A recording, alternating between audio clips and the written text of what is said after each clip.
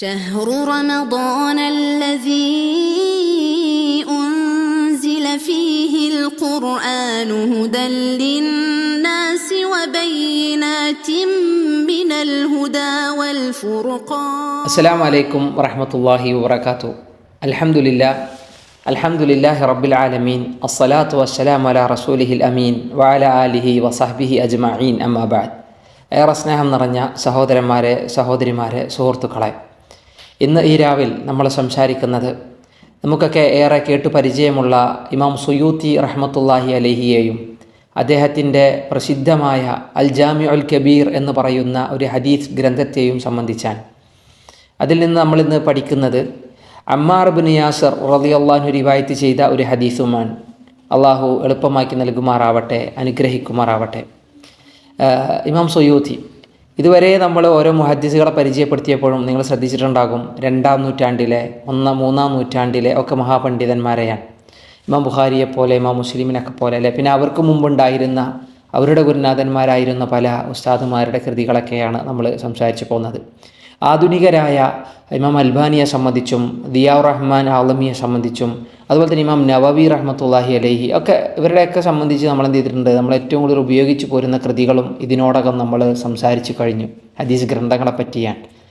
ഇന്ന് 9-ാം നൂറ്റാണ്ടിലെ പണ്ഡിതൻ, 9-ാം നൂറ്റാണ്ടിലെ ലോകമറിയുന്ന, ഇന്ന് ലോകത്ത് ഒരുപാട് ഇസ്ലാമിക ഗ്രന്ഥങ്ങൾ, ഏകദേശം 600-ലേറെ ഗ്രന്ഥങ്ങൾ തന്നെ ഇസ്ലാമിക ലോകത്തേക്ക് സമർപ്പിച്ച മഹാപണ്ഡിതൻ, അതാണ് ഇമാം സുയൂത്തി റഹ്മത്തുള്ളാഹി അലൈഹി. തഫ്സീറുകളുണ്ട്, ഹദീസ് സമാഹാരങ്ങളുണ്ട്, ഹദീസ് വിശദീകരണ ഗ്രന്ഥങ്ങളുണ്ട്, കർമ്മശാസ്ത്ര ഗ്രന്ഥങ്ങളുണ്ട്. അങ്ങനെ ഒട്ടുമിക്ക മേഖലകളിലും ചരിത്രങ്ങളിലും ഭാഷാപരമായും അറബി ഭാഷ സാഹിത്യപരമായും ഒക്കെ കൃതികൾ രചിച്ച മഹാപണ്ഡിതൻ, അതാണ് ഇമാം സുയൂത്തി റഹ്മത്തുള്ളാഹി അലൈഹി. ആദ്യം ഇമാം സുയൂത്തിയെ സംബന്ധിച്ച് നമുക്ക് പറയാം. എന്താണ് ഇമാം സുയൂത്തിയുടെ മുഴുവൻ പേര്? ഇമാം സുയൂത്തിക്ക് ചില പണ്ഡിതന്മാർ അൽ ഹാഫിൽ എന്ന കീർത്തി കൊടുത്തു. നമ്മൾ പറഞ്ഞു, ലക്ഷക്കണക്കിന് ഹദീസുകൾ പഠിക്കുന്ന ആളാണ് അൽ ഹാഫിൽ എന്ന് പറയപ്പെടാറുള്ളത്.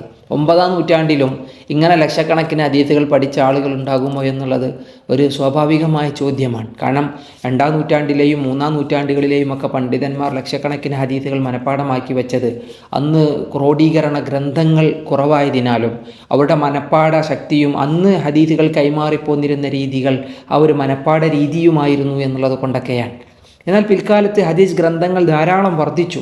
എന്നിട്ടും ലക്ഷക്കണക്കിന് ഹദീസുകൾ പഠിച്ചു വച്ച ഒരാൾ എന്ന് പറയുമ്പോഴാണ് ഇമാം സുയൂത്തി റഹ്മത്തുള്ളാഹി അലൈഹിയുടെ ബുദ്ധി വൈഭവവും മനഃപ്പാഠ ശക്തിയും ആ അറിവുകളെ മനഃപ്പാഠമാക്കി വെക്കാനുള്ള ത്വരയും താല്പര്യവുമൊക്കെ അദ്ദേഹത്തിൻ്റെ ചരിത്രത്തിൽ നിന്ന് നമ്മൾ മനസ്സിലാക്കിയെടുക്കുന്നത്.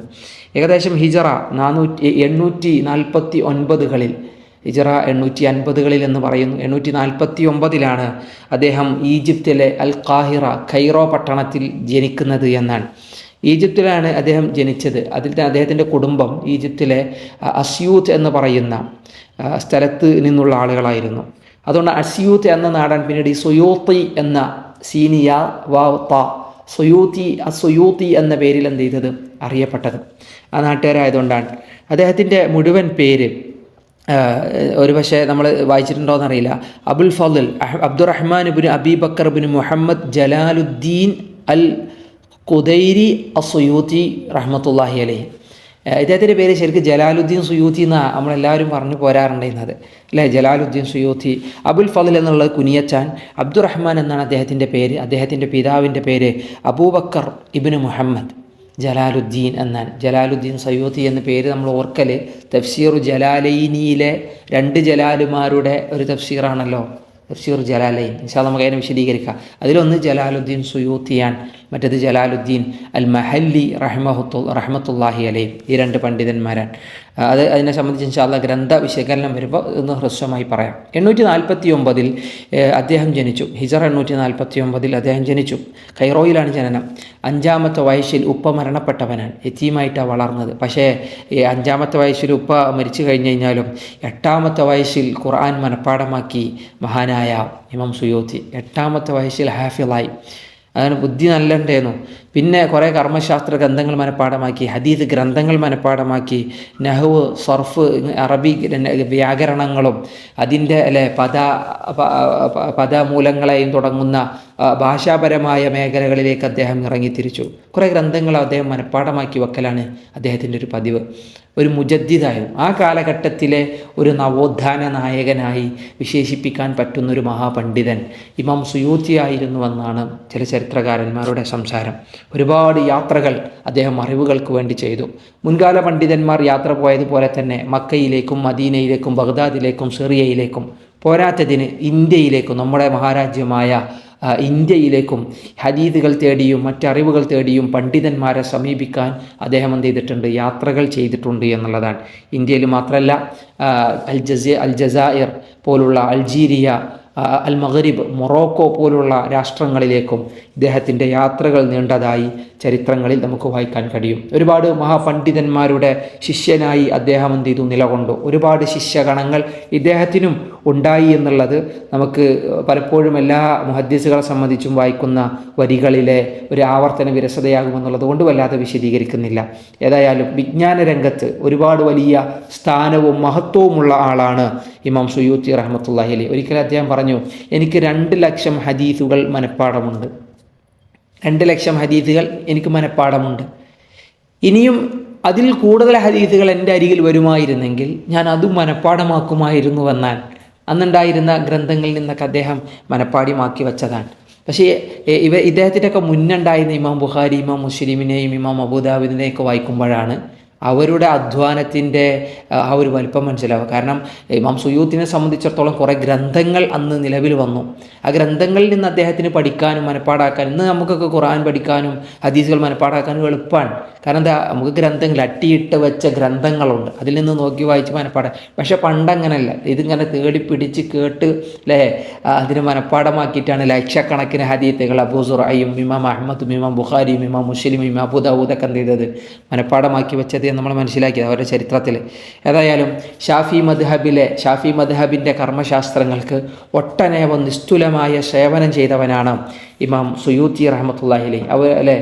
പിന്നീട് ഒരു ഷാഫി മദ്ഹബ് എന്നുള്ളതിൻ്റെ ആ ഒരു ചട്ടക്കൂടിൽ നിന്ന്, ആ ഒരു ഇതിൽ നിന്ന് മൂപ്പരെന്ത് ചെയ്തു? പുറത്തേക്ക് വന്നു ഒരു സ്വതന്ത്ര ചിന്തകനായി അഥവാ സ്വതന്ത്ര ഗവേഷകനായി, ഒരു മുജ്തഹിദിൻ്റെ പരിവേഷത്തിലേക്ക്, ഒരു ജിത്തിഹാദിലേക്ക് ഒക്കെ എത്തുന്ന ഒരവസ്ഥയിലേക്ക് ഇമാം സുയൂത്തി മാറി എന്നുള്ളതൊക്കെയാണ് ഇമാം സുയൂത്തിയുടെ അറിവിൻ്റെ വിശാലതയെ സംബന്ധിച്ച് ചർച്ച ചെയ്യുന്നിടത്ത് പണ്ഡിതന്മാർ അദ്ദേഹത്തെ സംബന്ധിച്ച് രേഖപ്പെടുത്തി വെച്ചത്. അതുകൊണ്ട് തന്നെ 600-ലേറെ ഗ്രന്ഥങ്ങൾ, നമ്മളൊന്ന് ആലോചിക്കുക, ഒരു കൃതി എത്ര വാള്യങ്ങൾ ഉണ്ടാകുമെന്നറിയാം. ചില കൃതികൾ എത്ര പേജുകൾ ഉണ്ടാകുമെന്നറിയാം ഒരു വാള്യം തന്നെ ആണെങ്കിൽ. ഇതൊക്കെ 600 എഴുതി വെക്കണമെങ്കിൽ അദ്ദേഹത്തിൻ്റെ ആയുസ്സിലെ സമയങ്ങൾ അതന്നെ ആയിരിക്കും അദ്ദേഹത്തിന് പണി. ചിലപ്പോൾ ഒരിക്കൽ ഞങ്ങൾ മദീനയിലെ ഒരു ഷെയ്ഖ് ഇമാം സുയൂത്തിനെ സംബന്ധിച്ച് തദ്രീബുർ റാവി എന്നുള്ളത് ഇമാം സുയൂത്തിൻ്റെ പ്രസിദ്ധമായ ഉലൂമുൽ ഹദീസിലെ ഒരു കൃതിയാണ്. മുസ്തലഹുൽ ഹദീസിനെ പ്രതിപാദിക്കുന്ന, അഥവാ ഇമാം നവവിയുടെ തഖ്രീബ് എന്ന് പറയുന്ന ഉലൂമുൽ ഹദീസിലെ കൃതിയെ അതിനെ വിശാലമാക്കിയിട്ട് ഇമാം സുയൂത്തി എഴുതി തദ്രീബുർ റാവി എന്ന് പറയുന്ന കൃതി.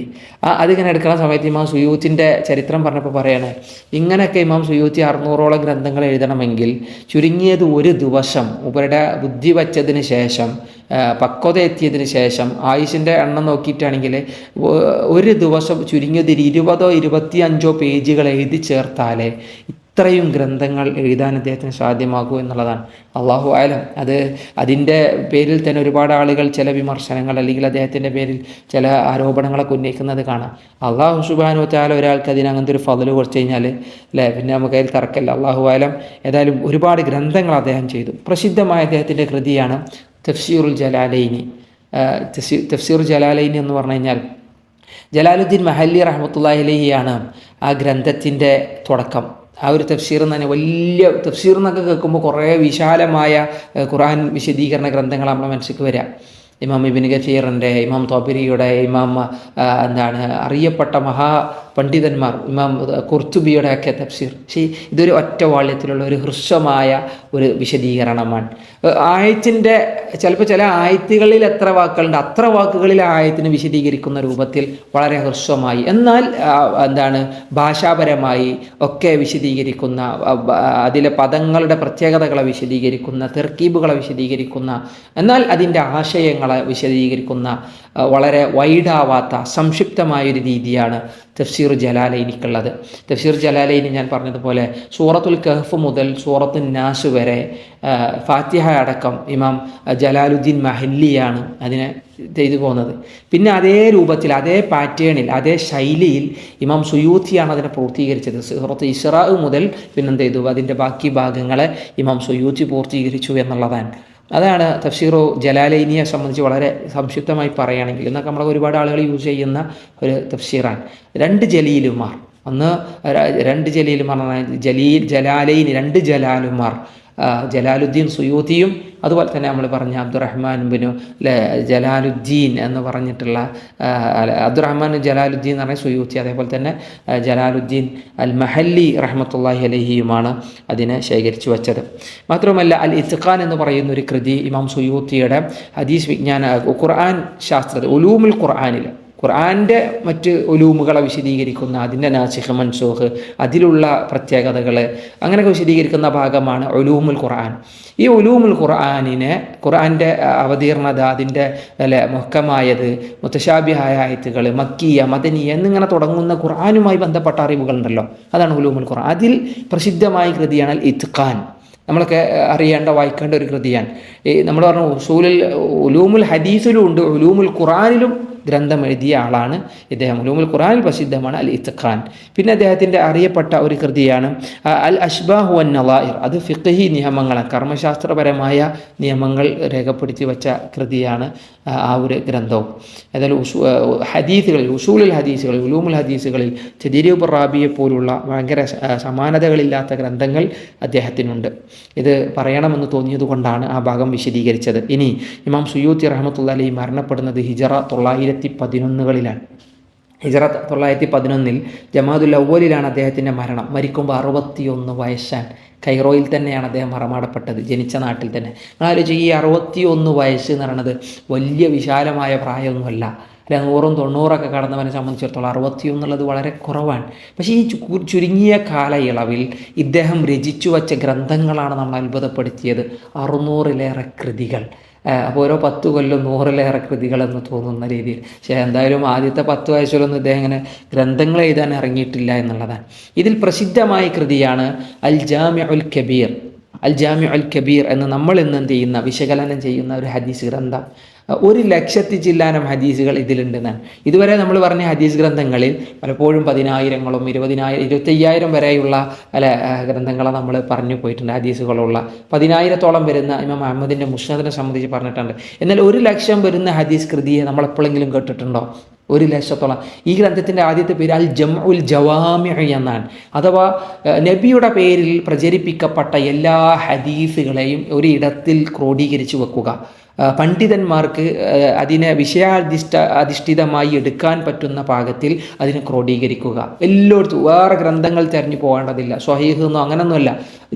റിപ്പോർട്ടുകൾ, നബിയുടെ പേരിൽ കടന്നു വന്ന ഹദീസുകൾ എന്നാണ്. അതിൽ ദഈഫുകളുണ്ട്, ഹസനുകളുണ്ട്, സ്വഹീഹായ ഹദീസുകൾ ധാരാളമുണ്ട്. ഇമാം ബുഖാരിയും ഇമാം മുസ്ലിമും റിവായത്ത് ചെയ്ത സ്വഹീഹുകളിൽ റിവായത്ത് ചെയ്ത ഹദീസുകൾ അതേപോലെ തന്നെ എന്ത് ചെയ്തിട്ടുണ്ട്, കൊണ്ടുവന്നിട്ടുണ്ട്. കാരണം സ്വഹീഹ് മുസ്ലിം അവിടെ ഉണ്ട് എന്ന് വിചാരിച്ചിട്ട് ഇതിൽ ഉൾപ്പെടുത്താതെ തന്നിട്ടില്ല. സ്വഹീഹ് ബുഖാരി അവിടെ ഉണ്ട് വിചാരിച്ചിട്ട് ഉൾപ്പെടുത്തുക. കാരണം ഇതിൽ എല്ലാ ഹദീസുകളും വേണം എന്നുള്ളത് അദ്ദേഹത്തിൻ്റെ കണിശമായ വാശിയായിരുന്നു. അങ്ങനെ ചിതറിക്കിടന്ന ഹദീസുകളെ എല്ലായിടങ്ങളിലേക്കും ഒരുമിച്ച് ചേർത്ത ഒരു സംഭാവനയാണ് മഹാനായ ഇമാം സുയൂത്തി റഹ്മത്തുള്ളാഹി അലൈഹി നിർവഹിച്ചു പോകുന്നത്. അതുകൊണ്ട് തന്നെ ഹദീസുകൾ ശേഖരിക്കുന്ന ആളുകളെ സംബന്ധിച്ചിടത്തോളം, വായിക്കുന്ന ആളുകളെ സംബന്ധിച്ചിടത്തോളം ഇത് വളരെ എളുപ്പമാണ്. ഈ ഗ്രന്ഥം പരിശോധിച്ചാൽ മതി. അത് 2 പാർട്ടായിട്ടാണ് കൊടുത്തിട്ടുള്ളത്. ഒന്ന് അഖ്വാലുൻ, നബിയുടെ കൗലുകൾ എന്ന് പറയുന്ന, നബി പറഞ്ഞ ഹദീസുകൾ മുഴുവൻ ഒരു ഭാഗത്തായിരിക്കും. രണ്ടാമത് രണ്ടാമത്തെ അഫ്ആലുഹു, നബിയുടെ ഫിഅലുകൾ, കർമ്മങ്ങളുമായി ബന്ധപ്പെട്ടിട്ടുള്ള നബി ചെയ്തതും നബി പ്രവർത്തിച്ചതുമായ കാര്യങ്ങൾ മുഴുവൻ, ആ ഹദീസുകൾ മുഴുവൻ വായിച്ചു. ഇങ്ങനെ അതിനെ ക്രോഡീകരിക്കാൻ കാണിച്ച അദ്ദേഹത്തിൻ്റെ അധ്വാനം ഭയങ്കര അധ്വാനമാണ് എന്നുള്ളത് നമുക്ക് എന്ത് ചെയ്യണം, മനസ്സിലാക്കാൻ കഴിയും. ഏകദേശം ഞാൻ പറഞ്ഞു 1,00,000 ഹദീസുകൾ എന്നുണ്ട് ഈ ഹദീസ് ഗ്രന്ഥങ്ങളിൽ നിറഞ്ഞു നിൽക്കുന്നതായി കാണാൻ കഴിയും. പക്ഷേ ഇതിൻ്റെ ഈ ഒരു ജാമിഉൽ കബീറിനെ അല്ലെങ്കിൽ ജമുൽ ജവാമിനെ അല്ല ഇന്ന് പലപ്പോഴും ഹദീസ് പഠന വിദ്യാർത്ഥികൾ യൂസ് ചെയ്ത് നിൽക്കുന്നത്. പണ്ഡിതന്മാർ അത് യൂസ് ചെയ്യുന്നത് ജാമിഅ എന്ന് പറഞ്ഞാൽ തന്നെ ജാമിഉ സഗീറാൻ, ഇമാം സുയൂത്തിയുടെ ജാമിഉ സഗീർ. ജാമിഉ സഗീർ എന്ന് പറഞ്ഞാൽ ഈ കൃതിയെ ഒന്നുകൂടി അദ്ദേഹം എന്ത് ചെയ്തു, സംക്ഷിപ്തമാക്കി. നബിയുടെ അക്വാലുൻ എന്ന് പറഞ്ഞൊരു ഭാഗം ഉണ്ടല്ലോ, അതിൽ വന്ന പ്രധാനപ്പെട്ട ഹദീസുകളെ ഒരുമിച്ച് കൂട്ടിയതാണ് അൽ ജാമിഉ സ്വഗീർ. ശരിക്കും ഇമാം സുയൂത്തിയുടെ ജാമിഅ എന്ന് ഇന്നത്തെ കാലത്തൊക്കെ അധികം ആളുകളും പറയുന്നത് ഈ ജാമിഉ സ്വഗീറിനെ സംബന്ധിച്ചാണ്. എന്തായാലും ജാമിഉൽ കബീർ എന്നാണ് അതിൻ്റെ ആധികാരികമായ ആധാരം എന്നുള്ളത് അവിടെ സൂചിപ്പിച്ചു എന്ന് മാത്രം. ഏതായാലും ഒരു ആൽഫബറ്റിക് ഓർഡറിലാണ്, ഒരു അലിഫ് ബാ താ സ എന്നുള്ള ഓർഡറിലാണ്. ഇപ്പോൾ ജാമിഉ സ്വഗീറിനെ നോക്കുകയാണെങ്കിൽ ഒരു മുസ്നദ് ടൈപ്പാണ്. ഒരു സ്വഹാബിമാരെ പേര് കൊടുക്കും, ആ സ്വഹാബിമാരുടെ കീഴിൽ ഇങ്ങനെ ഹദീസുകൾ അവരുദ്ധരിച്ച ഹദീസ് ഇങ്ങനെ എന്ത് ചെയ്തു, അദ്ദേഹം ഇങ്ങനെ ക്രോഡീകരിച്ച് പോരുന്ന ഒരു രീതി. അതുകൊണ്ട് നല്ലൊരു കൃത്യമായ ഒരു ഹദീസ് റിവായത്ത് ചെയ്താൽ ഇത് ആര് എവിടെയൊക്കെ റിവായത്ത് ചെയ്തിട്ടുണ്ട് എന്ന് പറഞ്ഞിട്ടുണ്ടാവും. ഒരു ഹദീസ് ഉദ്ധരിച്ചതിന് ശേഷം ഇമാം ബുഖാരി സ്വഹീൽ ഉദ്ധരിച്ചിട്ടുണ്ടെങ്കിൽ അത് അങ്ങനെ അതേപോലെ എടുത്ത് കൊടുക്കും, റവാഹുൽ ബുഖാരി എന്നുള്ള അർത്ഥത്തിൽ, റവാഹു മുസ്ലിം. അതേപോലെ പ്രധാനപ്പെട്ട തഖ്രീജ് അവിടെ അദ്ദേഹം ചെയ്യാറുണ്ട്. ഇനി ഹദീസ് സ്വഹീഹാണോ ദഈഫാണോ എന്നുള്ളതിന് സൂചകം കൊടുക്കും. ഇമാം സുയൂത്തിൻ്റെതായ അഭിപ്രായം സഹ് എന്നുള്ള ഒരു സ്വാദും ഹാവ് ഇട്ടു, സഹ് അഥവാ സ്വഹീഹ് എന്ന് സൂചിപ്പിക്കുക, ഹാ മാത്രം കൊടുക്കും, അഥവാ ഹസൻ, ഈ ഹദീസ് ഹസനാണ് എന്ന് സൂചിപ്പിക്കുക. ചിലപ്പോൾ ളാദ് മാത്രം കൊടുക്കും, ഇത് ദഈഫാണ് എന്നുള്ള നിലക്കുള്ള സൂചനകൾ അദ്ദേഹം എന്ത് ചെയ്തിട്ടുണ്ട്, ഈ ഹദീസ് ക്രോഡീകരണത്തിൽ അദ്ദേഹം സ്വീകരിച്ചിട്ടുണ്ട്. അപ്പോൾ തഖ്രീജും ഉണ്ട്, ഹുക്കുമും ഉണ്ട്, ഹദീസും ഉണ്ട്, പോരാത്തിന് അതിന് ബാബും ഉണ്ട്, അത് മുസ്നദായ രൂപത്തിലാണെന്നൊക്കെ പറയുമ്പോഴാണ് അതിൻ്റെ ഒരു വൈവിധ്യം ഒരു വിദ്യാർത്ഥി എന്ന നിലക്ക് നമ്മുടെ അതിൻ്റെ ഒരു അനുഭൂതി വായിച്ചറിയുമ്പോൾ നമുക്ക് അനുഭവിക്കാൻ കഴിയുന്നത്. വല്ലാതായിട്ട് വിശദീകരിച്ച് പോകുന്നില്ല, കുറേ പ്രത്യേകതകൾ ആ ഗ്രന്ഥത്തിനുണ്ട്, ചുരുക്കി പറഞ്ഞു എന്ന് മാത്രം. ആ ഗ്രന്ഥത്തിൽ നിന്ന് നമ്മൾ വായിക്കുന്നത് അമ്മാർ ഇബ്നു യാസിർ റളിയല്ലാഹു അൻഹു റിവായത്ത് ചെയ്യുന്ന ഒരു ഹദീസാണ്. അമ്മാർ ഇബ്നു യാസിറിനെ എന്ന് പറയണമെന്ന് വല്ലാതെ ആഗ്രഹം തോന്നിയത് കൊണ്ടുമാണ് അമ്മാറിനെ നമ്മളൊന്ന് വിശദീകരിക്കുന്നത്. ഇൻഷാ അല്ലാഹ് അമ്മാർ ഇബ്നു യാസിർ റളിയല്ലാഹു അൻഹു ഇസ്ലാമിക ചരിത്രത്തിൽ ഒരു വലിയ പ്രസ്ഥാനമാണ് അമ്മാർ ഇബ്നു യാസിർ എന്നുള്ളത് നമുക്കെല്ലാവർക്കും അറിയാം. ഇസ്ലാമിക ചരിത്രത്തിലെ ഏറ്റവും വലിയ ചരിത്രങ്ങൾക്ക് ഭാഗവാക്കാണ് അമ്മാർ ഇബ്നു യാസിർ എന്നുള്ളത് നമുക്കറിയാം. സമാനതകളില്ലാത്ത ത്യാഗത്തിൻ്റെ ഒരു പേരാണ് അമ്മാർ എന്ന് പറയുന്ന ഇസ്ലാമിക ചരിത്രത്തിലെ ആ ഒരു സ്വഹാബി. അമ്മാർ റളിയല്ലാഹു അൻഹു റിവായത്ത് ചെയ്യുന്ന ഹദീസ് ഏതാണെന്ന് വെച്ച് കഴിഞ്ഞാൽ മുസ്നദുകളിലും അതുപോലെ തന്നെ സിഹാഹുകളിലും ജവാമികളിലൊക്കെ കുറച്ച് ധാരാളം ഹദീസുകളില്ലെങ്കിലും കുറച്ച് ഹദീസുകൾ അമ്മാർ ഇബ്നു യാസിർ റിവായത്ത് ചെയ്തതായിട്ട് കുറേ ഉണ്ട്. ജമുൽ ജവാമിയിൽ തന്നെ അഥവാ ഈ ജാമിഉൽ കബീറിൽ തന്നെ ഏകദേശം നമസ്കാരവുമായി ബന്ധപ്പെട്ട തയമ്മുവുമായി ബന്ധപ്പെട്ട ഒക്കെ ഹദീസുകൾ അമ്മാർ റളിയല്ലാഹു അൻഹുവിൽ നിന്ന് റിവായത്ത് ചെയ്ത് കാണാം. ഇന്ന് നമ്മൾ വായിക്കുന്നത് ഒരു മനുഷ്യൻ്റെ നമസ്കാരത്തിലെ ഏകാഗ്രതയുമായി ബന്ധപ്പെട്ട് വരുന്ന ഒരു ഹദീസാണ്. അമ്മാർ റളിയല്ലാഹു അൻഹു നമ്മളെ പഠിപ്പിക്കുന്ന ഒരു ഹദീസാണ്. ഞാൻ നേരത്തെ പറഞ്ഞില്ലേ, അമ്മാർ റളിയല്ലാഹുവിൻ്റെ പ്രത്യേകത എന്ന് പറഞ്ഞാൽ തയമ്മം ശരിക്ക് പഠിപ്പിച്ചെന്നൊരു ഹദീസ് അമ്മാർ റളിയല്ലാഹുവിൻ്റെ ആണ്. റസൂലുള്ളാഹി സ്വല്ലല്ലാഹു അലൈഹി വസല്ലം അങ്ങനെ കാണിച്ചു കൊടുക്കാൻ അമ്മാറിന് എങ്ങനെ തയമ്മം ചെയ്യാമെന്ന് ചോദിച്ചപ്പോൾ റസൂൽ ഇങ്ങനെ മണ്ണിലടിച്ചിട്ട് കൈകൾ ഇങ്ങനെ എടുത്തിട്ട് നിനക്ക് ഇങ്ങനെ ചെയ്താൽ മതി എന്ന് പറഞ്ഞിട്ട് തയമ്മം പറഞ്ഞിട്ട് റസൂലുള്ളാഹി അൻ തഖൂല ബിയദൈക ഹകദ അല്ലേ സുമ്മ ളറബ ബിയദൈ. റസൂലുള്ളാഹി സ്വല്ലല്ലാഹു അലൈഹി വസല്ലം കൈകൾ ഇങ്ങനെ എന്ത് ചെയ്തു, ഭൂമിയിൽ ഇങ്ങനെ അടിച്ചു, ളർബത്തൻ വാഹിദ, ഒറ്റ അടി അടിച്ചു. ഒരു പ്രതലത്തിൽ ഇങ്ങനെ കൈകൾ ഇങ്ങനെ അടിക്കാം. സുമ്മ മസഹ ഷിമാല അലൽ യമീൻ, എന്താണ് വലത്തെ കൈയിന് മുകളിലായിട്ട് ഇടത്തെ കൈ ഇങ്ങനെ തടവി എന്നാണ്. റസൂലുള്ളാഹി സ്വല്ലല്ലാഹു അലൈഹി വസല്ലം രണ്ട് ഇതിൻ്റെയും ലോഹിറായ ഭാഗം രണ്ട് കഫും ഈ മണിബന്ധം മുതലുള്ള ഭാഗം ഇങ്ങനെ റസൂലുള്ളാഹി തടവി എന്ന് പറഞ്ഞു. എന്നിട്ട് റസൂലുള്ളാഹി സ്വല്ലല്ലാഹു അലൈഹി വസല്ലം മുഖം തടവി എന്നുള്ള അർത്ഥത്തിലാണ് ആ ഹദീസിനെ നമ്മൾ എന്ത് ചെയ്തത്, വിശദീകരിച്ചു. ഇമാം ബുഖാരി ഇമാം മുസ്ലിമുമൊക്കെ അതേ രൂപത്തിൽ എന്ത് ചെയ്തു, അതിനെ പറയുകയും ചെയ്തു. തയമ്മത്തെ സൂചിപ്പിക്കുന്ന ഹദീസ് അതാണ്. തയമ്മം മാത്രമല്ല, ഈമാനിൻ്റെ പൂർണ്ണതയെ സംബന്ധിച്ച് അദ്ദേഹം ഒരിക്കൽ പറഞ്ഞു. റസൂലുള്ളാഹിൻ്റെ ഹദീസാൻ, ഒരാളുടെ ഈമാൻ പൂർണ്ണമാവണമെങ്കിൽ, പക്ക മുഅ്മിനാവണമെങ്കിൽ ഒരാളുണ്ടാവേണ്ടത് എന്താണെന്ന് വെച്ച് കഴിഞ്ഞാൽ അയാൾ സ്വന്തത്തിനോട് നീതി കാണിക്കണം. ആദ്യം നമ്മളോടൊരു നൈതികത ഒരു വ്യക്തി എന്ന നിലയ്ക്ക് ആ സ്വന്തത്തിനോട് അയാൾക്ക് ഉണ്ടാകണം. പിന്നെ പറഞ്ഞൊരു കാര്യമാണ്, നാട്ടിലുള്ള ആളുകൾക്ക് മുഴുവൻ സലാം പറയണം, ലോകത്ത് സലാമിനെ വ്യാപിപ്പിക്കണം. ഈമാൻ്റെ ഭാഗമാണ്. സലാം പറയാൻ മടി പാടില്ല, അങ്ങനെ ആൾക്കാർ ഇങ്ങോട്ട് പറയട്ടെ, അല്ലെങ്കിൽ ഒരാളെ കണ്ടാൽ പോലും തലതിരിഞ്ഞ് നടക്കാതെ സലാം പറയുന്നൊരു സ്വഭാവം ഉണ്ടാകണം എന്നുള്ളത് നബി പഠിപ്പിച്ച കാര്യമാണ്. ദാരിദ്ര്യഘട്ടത്തിലും പാവപ്പെട്ട അവസ്ഥയിലും ധർമ്മം ചെയ്യാൻ സാധിക്കുക എന്നുള്ളത് ഈമാൻ്റെ പൂർത്തീകരണത്തിൽപ്പെട്ടതാണെന്നാണ് അമ്മാർ ഇബ്നു യാസിർ റളിയല്ലാഹു അൻഹു തിരുനബി സല്ലല്ലാഹു അലൈഹി വസല്ലം പറഞ്ഞതായി നമ്മളെ പഠിപ്പിക്കുന്നത്. ഏതായാലും ഇന്ന് നമ്മൾ വായിക്കുന്നത് അദ്ദേഹം പറയുന്നു, ഇന്ന റജുല ലയൻസരിഫു വമാ കുത്തിബ ലഹു ഇല്ലാ അശുറു സ്വലാത്തിഹി. ഒരു മനുഷ്യന് നമസ്കാരത്തിൽ നിന്ന് പിരിഞ്ഞു കഴിയുമ്പോൾ, നമ്മൾക്ക് നിസ്കരിക്കുന്ന ആക്കാരാൻ മുഴുവൻ കൂലി നമുക്ക് കിട്ടുമോ? പൂർണ്ണമായ പ്രതിഫലം ഉണ്ട് നമുക്ക് പറയാൻ പറ്റുമോ? സാധ്യമല്ല. അതാണ് അദ്ദേഹം പഠിപ്പിക്കുന്നത്. ഒരാൾ നമസ്കാരം നിർബന്ധമായ തൻ്റെ നമസ്കാരം നിർവഹിച്ച് കഴിഞ്ഞ് കഴിഞ്ഞാൽ അയാൾക്ക് ആ നമസ്കാരത്തിൽ നിന്ന് 10% ചിലപ്പോൾ ചില ആൾക്കാർക്ക് കൂലി ഉണ്ടാവുക. അഷിർ എന്ന് പറഞ്ഞാൽ 10, ഉഷിർ എന്ന് പറഞ്ഞാൽ 10% ചിലപ്പോൾ കൂലി ഉണ്ടാവുക. ചില ആൾക്ക് തുസ്ബഹ ചിലപ്പോൾ 9 ചില ആൾക്കാർക്ക് കൂലി ഉണ്ടാവുക.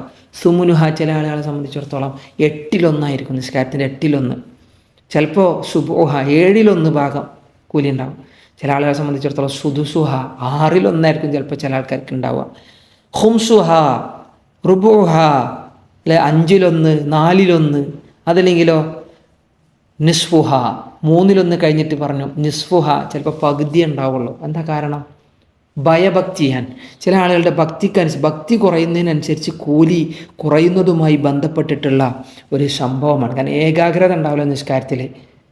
ഏകാഗ്രത നഷ്ടപ്പെടുന്നതിനെ വളരെ ഗൗരവത്തിലെടുക്കണമെന്ന് സൂചിപ്പിക്കുന്നതാണ്.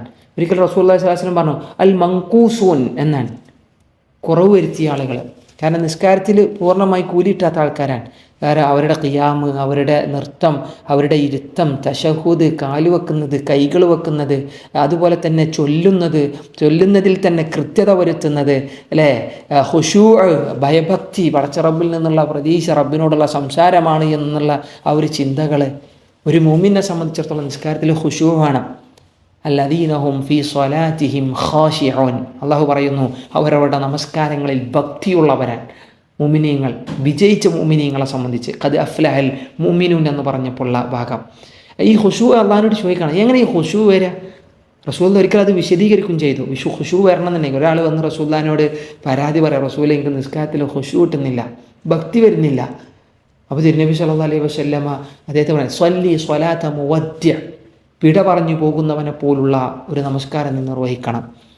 ളുഹർ നമസ്കരിക്കുമ്പോൾ അടുത്ത അസറിന് ഞാനില്ല എന്ന തോന്നലിൽ നീ അതിനെ നിർവഹിക്കുക. അസർ നമസ്കരിക്കുമ്പോൾ അടുത്ത മഗ്രിബിന് ഞാൻ ഉണ്ടാവില്ല എന്നുള്ള വിചാരത്തിൽ നമസ്കരിക്കുക. മരണചിന്ത കടന്നു വന്നാൽ കർമ്മങ്ങളിൽ സൂക്ഷ്മത വർദ്ധിക്കും, കർമ്മങ്ങളിൽ ഖുശൂ ഭക്തി വർദ്ധിക്കും, ഭയപ്പാടുകൾ വർദ്ധിക്കും, അല്ലേ, അള്ളാഹുവിലേക്കുള്ള പ്രതീക്ഷകൾ വർദ്ധിക്കും. അവൻ്റെ പ്രതിഫലവും അവൻ്റെ മഗ്ഫിറത്തും നമ്മളിൽ വല്ലാതെ മോഹമുദിപ്പിക്കും. മരണചിന്ത ഉണ്ടെങ്കിൽ, മരണചിന്തല്ലേ കർമ്മങ്ങൾ മുഴുവൻ കേടാൻ. മരണചിന്ത കടന്നു വരാൻ ഹറാമുകളിൽ നിന്ന് ഓടിയകലണം. ഹറാമുകളിലൂടെ ജീവിക്കുന്നവരെ സംബന്ധിച്ചിടത്തോളം മരണചിന്ത വരാനും പ്രയാസാൻ. കാരണം ജൂതന്മാരെ സംബന്ധിച്ച് അള്ളാഹുവിൻ്റെ റസൂൽ അല്ലാഹു സുബ്ഹാനഹു വ തആല വിശുദ്ധ ഖുർആനിൽ പറയുന്നുണ്ട്, അവരോട് മരിക്കാൻ വേണ്ടി പറഞ്ഞു. അവർ ചെയ്തൊരു കുറ്റത്തിന് നിങ്ങൾ സ്വയം മരണത്തെ മരിച്ചോളൂ എന്ന് പറഞ്ഞു മൂസാ നബി അലൈഹി സ്വലാത്തു വസ്സലാം. അള്ളാഹിൻ്റെ കൽപ്പന. പക്ഷേ ലയതമന്നഹു അബദ, അവരൊരിക്കലും മരണത്തെ കൊതിച്ചവരല്ല, മരണത്തെ കൊതിക്കുന്നവരല്ല, മരണത്തെ ആഗ്രഹിക്കുന്നവരല്ല. കാരണം എന്താ? ബിമാ ഖദ്ദമത് ഐദീഹിം, അവർ പ്രവർത്തിച്ചതിൻ്റെ ഫലമായി. ലാ യതമന്നൗനഹു അബദൻ ബിമാ ഖദ്ദമത് ഐദീഹിം. സൂറത്തുൽ ജുമുഅയിൽ, മറ്റേത് സൂറത്തുൽ ബഖറയിൽ, യവദ്ദു അഹദുഹും ലൗ യുഅമ്മറു അൽഫ സന, 1000 വർഷം ദുനിയാവിൽ ജീവിച്ചിരുന്നെങ്കിലെന്ന് മോഹിച്ചവരാൻ.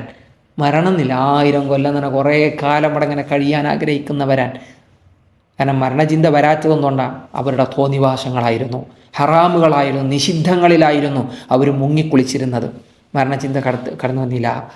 പ്രിയപ്പെട്ടവരെ, ഹലാലുകളിലൂടെ അള്ളാഹുവിൻ്റെ കൽപ്പനകളെയും നബി സല്ലല്ലാഹു അലൈഹി വസല്ലമയുടെ വാക്കുകളെയും നമ്മൾ നെഞ്ചേറ്റുകയാണെങ്കിൽ, ഗൗരവം കൊടുക്കുകയാണെങ്കിൽ മരണചിന്ത കടന്നു വരും.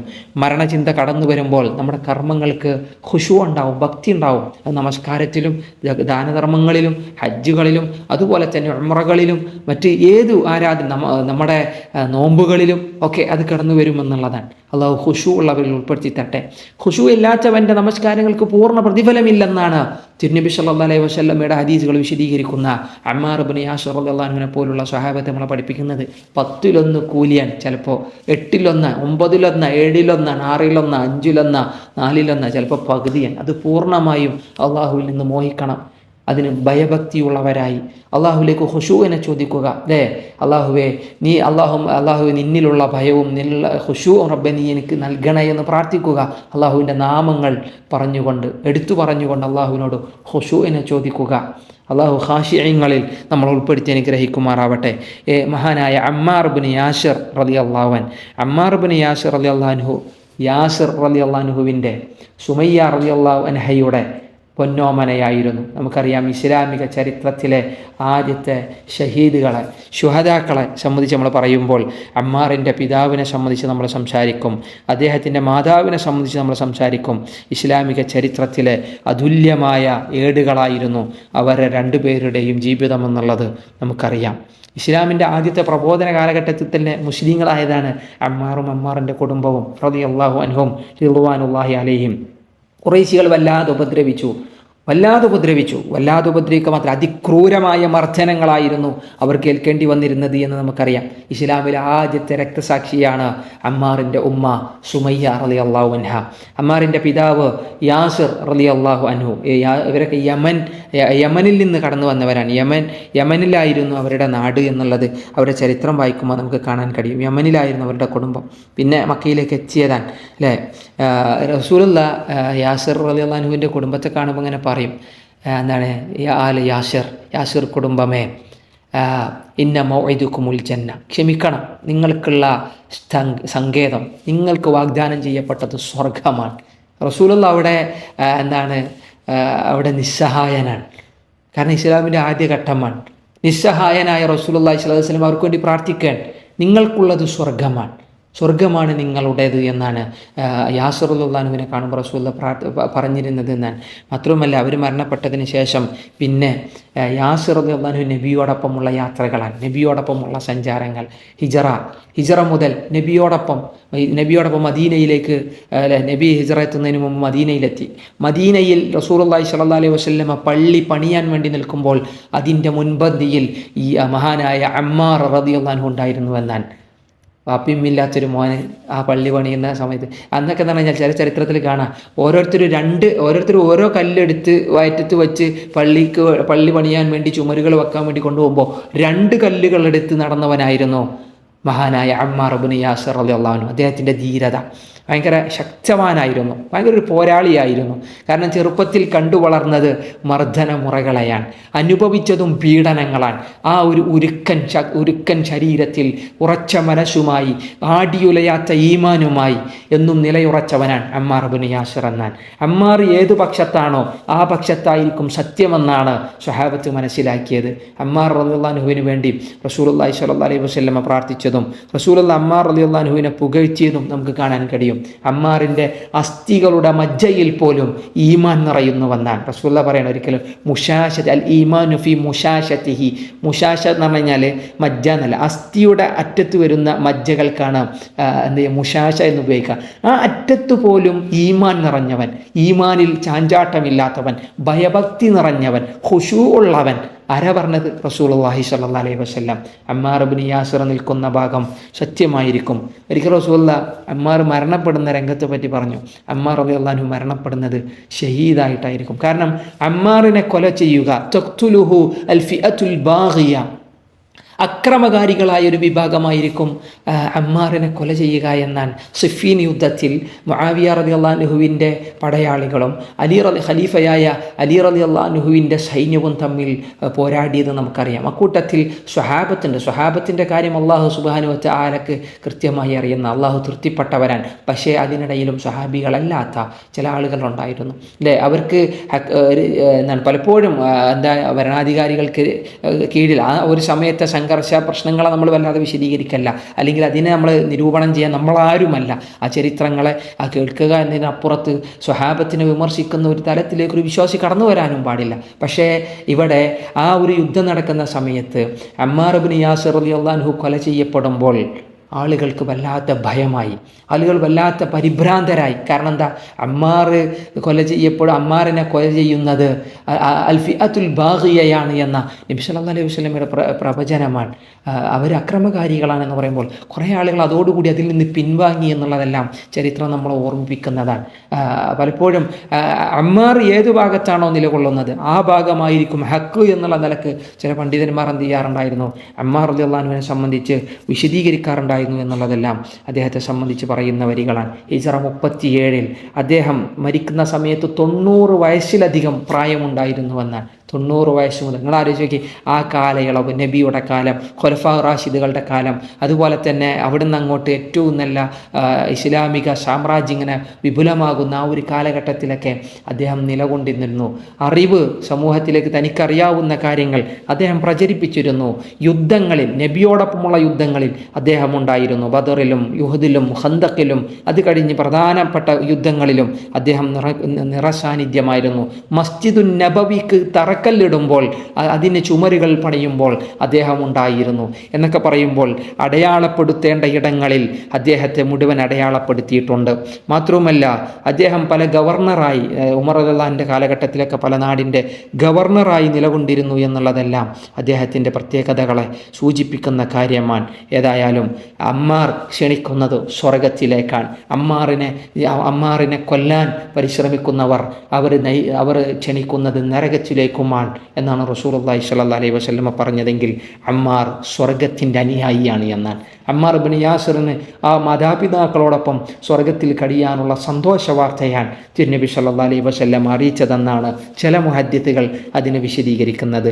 വൈഹ അമ്മാറു തഖ്തുലുഹുൽ ഫിഅത്തുൽ ബാഗിയ യദ്ഊഹും ഇലൽ ജന്ന വയദ്ഊനഹു ഇലൻ നാർ. അദ്ദേഹത്തെ നരകത്തിലേക്ക് വലിക്കാൻ വേണ്ടി ഒരു കൂട്ടർ ക്ഷണിക്കുമ്പോൾ അദ്ദേഹം ക്ഷണിച്ചത് സ്വർഗത്തിലേക്കാണ് എന്ന വാചകം ആധികാരികമായി സ്വഹീഹായി പണ്ഡിത ലോകം ഉദ്ധരിച്ച നബി സല്ലല്ലാഹു അലൈഹി വസല്ലമയുടെ വരികളാണ്. അല്ലാഹു സുബ്ഹാനഹു വ തആല അമ്മാറിൻ്റെ ദൗത്യങ്ങൾ അള്ളാഹു സ്വീകരിക്കുമാറാവട്ടെ. ഒരുപാട് ഹദീസുകൾ മുസ്തദ്റക്കിലും മുസ്നദുകളിലുമൊക്കെ അമ്മാർ റളിയല്ലാഹു അൻഹുവിൻ്റെതായി നിറഞ്ഞു നിൽക്കുന്നുണ്ട്.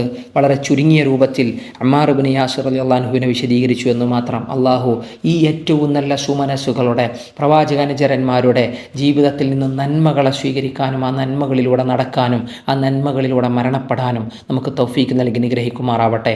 വസല്ലല്ലാഹു അലാ നബീന മുഹമ്മദ് വഅലാ ആലിഹി വസഹ്ബിഹി വസല്ലം. ജസാക്കുമുല്ലാഹു ഖൈറ. വസ്സലാമു അലൈക്കും വറഹ്മത്തുള്ളാഹി വബറകാതുഹു.